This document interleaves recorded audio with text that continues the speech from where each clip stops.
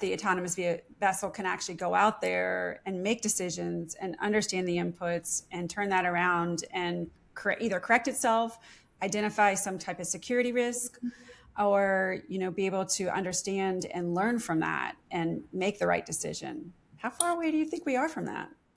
I mean, you're exponentially advancing right now. What we started in, so Janus started in 2014. The leadership started in this field in 2014.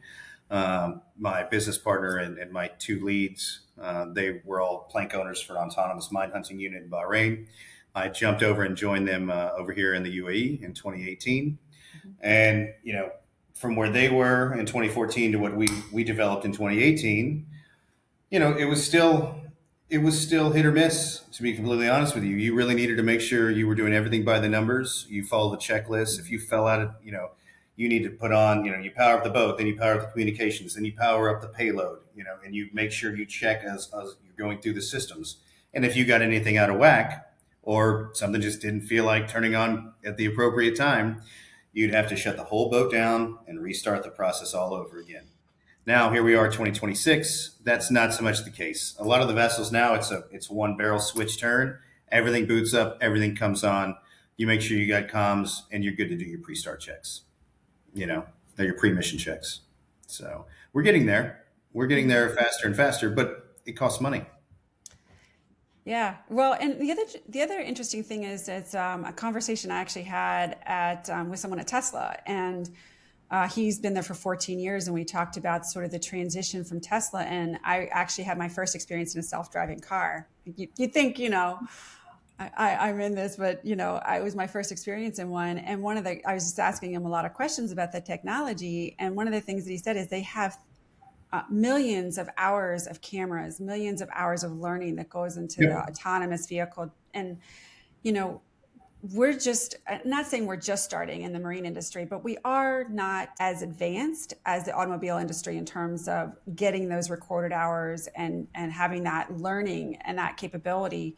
And that's really what I was thinking about with that question is that, do you think, like you said, we're going exponentially. Do you think that in a few years, we're going to have enough information and enough data to be able to program these systems, to be able to make them smarter and be able to, brake like a car and Yeah. turn like a car, identify, hey, this is something or a person in the road, or identify, something in the sea that's not supposed to be there. That's not, animal life. That's not a whale. That's not Mhm.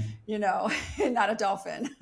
Yeah. um, yeah. So that's what I'm thinking is that maybe we'll have enough footage by then. We'll have enough data to actually train the systems.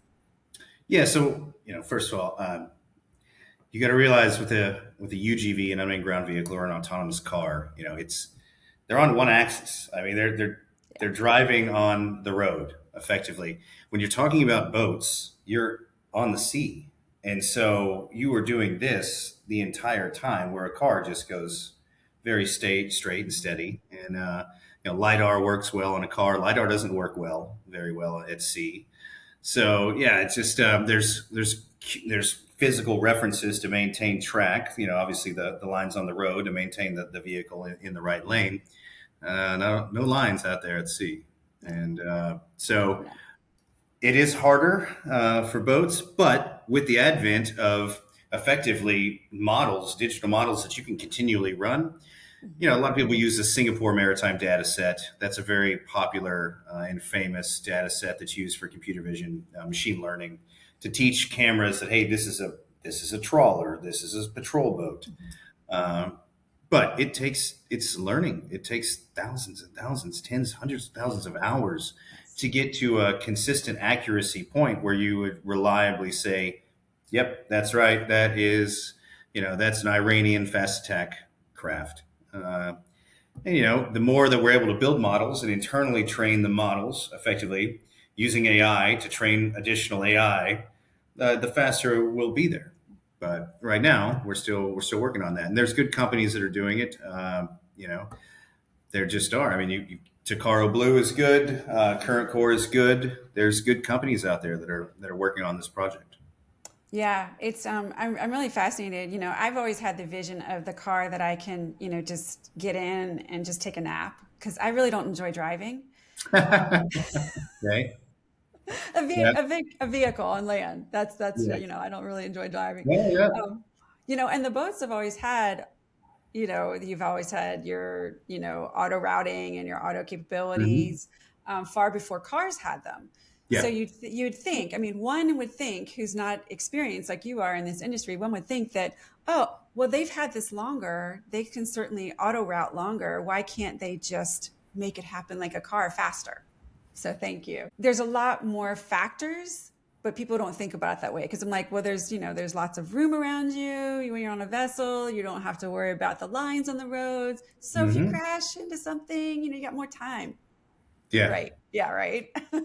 Yeah, in my mind, it's unmanned ground vehicle or autonomous car, then UAVs, because effectively you can tell a UAV stay at 10,000 feet, and it'll get Hmm. buffeted around and move, but it'll just naturally come back to 10,000 feet. Hmm. So, but then you're dealing with a boat that's just pitch, yaw, roll, seas, currents, wind. It's a lot. It just is a lot, Yes. and nothing is more demanding than the sea, especially in the environment, on the equipment. There is nothing that is as devastating to electronics, especially than salt water or water in general. And Yeah. the problems are just there, and they take smart people to overcome those problems.